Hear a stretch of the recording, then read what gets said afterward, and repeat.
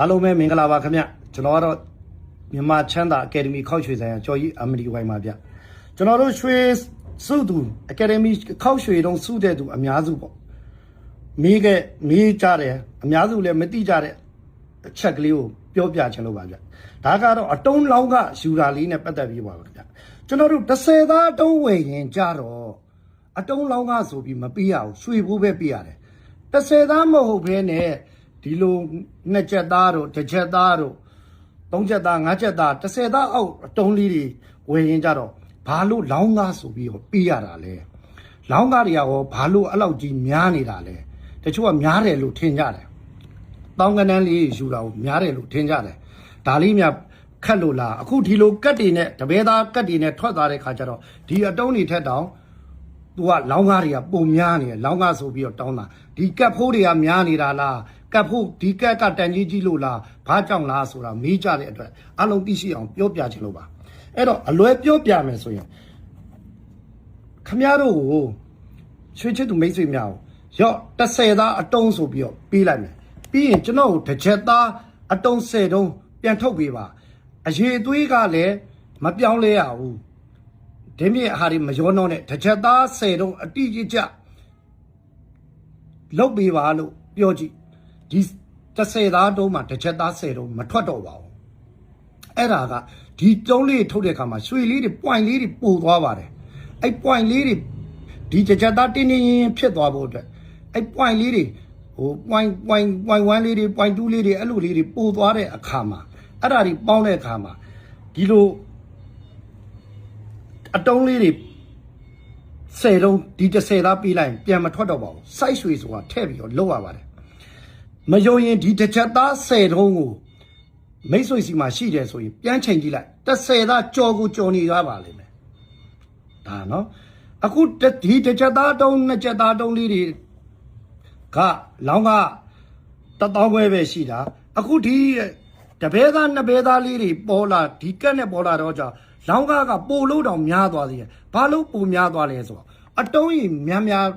ဖြစ်သွားတဲ့အတွက်ပါဒီကောင်က10တုံးပဲတုံးရတယ်ဒီမှာကြိုက်ရင်တပဲသားဆိုရင်ဒီ30သားအတွက်30သားပေးလိုက်မယ်တပဲသားဆိုရင်အတုံး160ကျွန်တော်ဖြစ်အောင်လောင်းရပါတယ်အတုံး160ထွက်လာဖို့အတွက်ဒီ30သားပေးကြည့်ပဲနဲ့ရွှေကိုပဲနဲ့ချီပြီးတော့ထက်ဆိုင်ရပါလိမ့်မယ်ဒါတကယ်အမှန်တရားကိုပြောပြတာပါမယုံရင်ဗရိန်နားလဲတဲ့လူတွေကိုသွားပြီးတော့ပြကြည့်လိုက်ပါခင်ဗျားတို့နောက်ထပ်ဘော်တွေကြီးတွေမဆိုင်နဲ့တော့မထက်နဲ့ဒီအရေးအသွေးတိုင်းဒီအရေးအသေးတိုင်းပြန်ထွက်ရမယ်ဒီတပဲသားအတုံး160ကျွန်တော်တို့ပြန်ထုတ်ပေးပါလို့ပြောဘယ်သူမှထုတ်မပေးနိုင်ပါဘူးလက်ခမပါဘဲနဲ့ဘယ်သူမှထုတ်မပေးနိုင်ပါဘူးလက်ခဆိုတာတောင်နည်းနည်းပါးပါးနဲ့ထက်ဟို9000 1000 1000လောက်နဲ့ထုတ်မပေးနိုင်ပါဘူးဘာလို့ဆိုတာခုနရွှေတွေရော့သွားတဲ့အတွက်ပါဒီ30သားတွေကရော့သွားတာပါအဲ့ဒါလေးတွေကဘယ်မှာသွားပို့တော့ဆိုတော့ဒီအတုံးလေးတွေမှာပွားပြီး point လေးတွေပို့ပါတယ်မယုံရင်ဒီတပဲသားအတုံး160ကိုချိန်ခွင်ထဲမှာချိန်လိုက်ပါဒီ30သားကြော်နေပါလိမ့်မယ်အဲ့ဒါတွေကြောင့် Academy ရွှေတန့်စင်ဒီရွှေလှော်ပေါ်ကနေပြီးဒီအတုံးလေးတွေပြန်လောင်းရတဲ့အခါမှာအတုံးသေးသွားလေသူတို့စိုက်ရွှေများတဲ့အတွက်သူတို့ဒီအတုံးလောင်းကဟိုပိုးပြီးတော့တောင်းရခြင်းဖြစ်ပါတယ်เนาะဒီမှာ2ပဲတွေ4ပဲတွေ10ပဲတွေ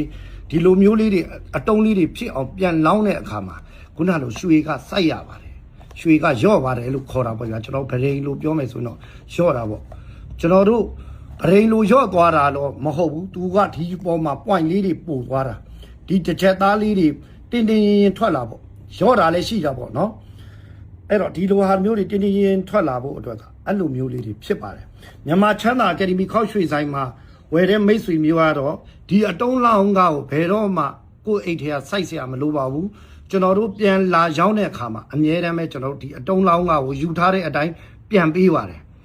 เนาะဒါမှမဟုတ်ရင်မိတ်ဆွေကခုတပဲသားဝယ်တယ်နောက်တစ်ခါတပဲသားဝယ်ခြင်းတယ်ဆိုရင်ဒီတပဲသားဖို့တည်းနောက်တဲ့တပဲသားဖို့ရပေးပြီးတော့ကျွန်တော်စီက2ပဲသားအတုံးနဲ့လဲယူသွားရုံပါပဲနောက်ထပ်တပဲသား